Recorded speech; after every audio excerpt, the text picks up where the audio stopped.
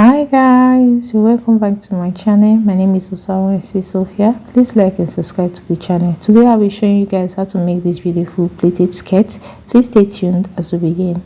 So for a start, I'm using the Mikado fabric. This is a Mikado fabric about 1 yard, and the measurement I will be using is the waist measurement, which I'm writing out now.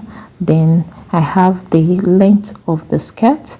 Then also I have the hip measurement for my client. So this is actually for a child of about 5 years old. So now these are the necessary measurements you need for this. So for the hip measurement, I will divide the hip measurement, I would multiply it, rather I will multiply it by 3, and whatever I have, this is it, and is what I'll be using to cut my fabric. As you can see, I'll be cutting it like this on this piece. So I will make a fold on my fabric. I'll fold it into 2, which is the full length, which is 60-inch on fold, as you can see. So now I'll measure as the length of my skirt. There is going to be a band, so I will subtract about 2 inch for the band. So whatsoever I have after subtracting 2 inch for the band is what I'll be using to cut the full length, as you can see me doing now. So I will cut out this piece I just marked out. You can see the skirt is very short, so now I'll cut out.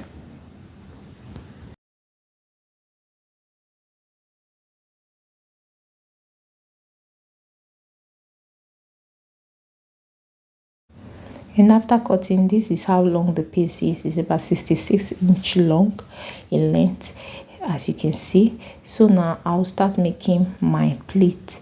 So first I will make the first pleat about 2 inch away from the edge of the fabric. So I'll fold straight down like this, and I'll hold it down with the help of my pin.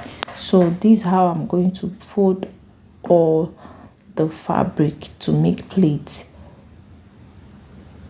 as you see me doing. So now after doing this pleat, I will continue the process all the way till the fabric is totally exhausted.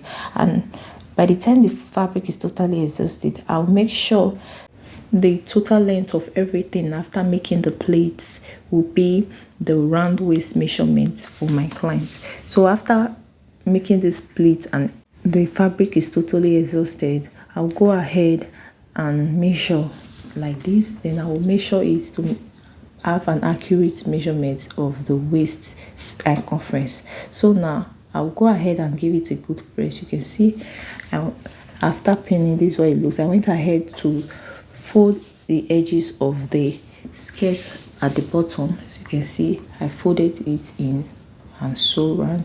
So now I'll go and give it a good press, making the pleat visible by printing it out with my pressing iron. So I'll go to my sewing machine to do that and come back to show you what it looks like. So this is what it looks like after giving it a good press. So you can see how neat and beautiful it looks. So now on this pleats area where my pins are laying right now, I'll go ahead and sew down. As you can see, before that I will mark about 2 inch away from the edge all around this skirt. If it's for an adult, you can make use of about 3 to 4 inch, but since it's for a child, so now I'll be marking 2 inch away from the starting point of the fabric all the way around on the pleats. As you can see on this area, I'll be sewing down the pleats to hold the pleats.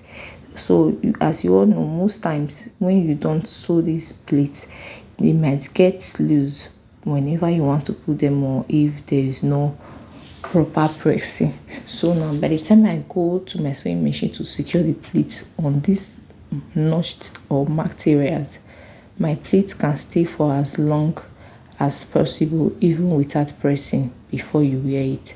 So now I'll go ahead and sew it, and this is what it looks like after sewing. I went ahead to sew down the pleats and I'll remove the pins, as you can see me doing right now.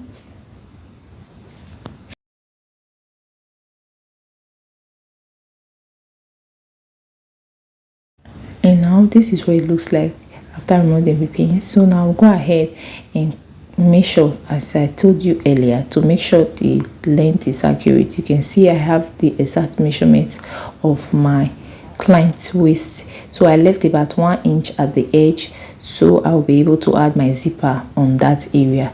As you can see, let me turn it over so you can see properly. Here I will leave an inch for my zipper allowance. So now I'll go ahead and use the waist measurement to cut a band, about 2-inch wide band, that I'll be adding on the skirt.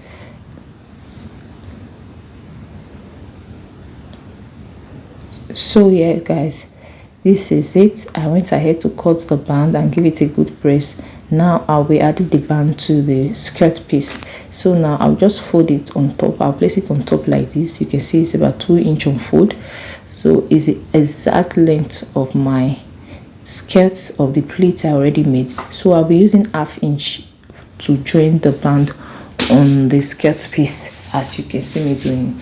So I'll be left with 1.5 inch for the band itself. So I'll go ahead and pin down the band on the skirt piece. As you can see, I'll pin it all around, and I'll go ahead to sew it all the way around and come back and show you what it looks like after sewing.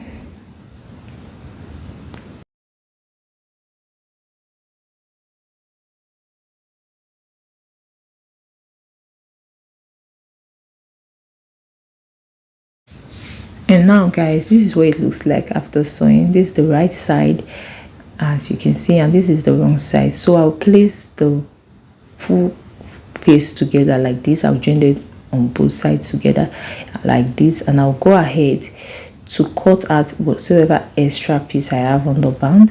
I'll cut it off, and I'll pin down to make sure they are equal on the side, and I'll take note of the waist measurement, as you can see, so I'll know the part I will add in my zipper. You can see I have the allowance I have left is going to be for my zipper. So I'll pin down this piece here, and this area I will stop sewing here. That's why I pin it down, and this side will be for my zipper. The open area will be for my zipper. And now guys, this is the zipper I'll be adding. This is an invisible zipper, so I'll go ahead and do that on my sewing machine, and this is what it looks like after adding the zipper. As you can see, it is lovely and it is giving. All I have to do now is go ahead and give it a proper press with my steam iron, and the skirt is ready to be rocked.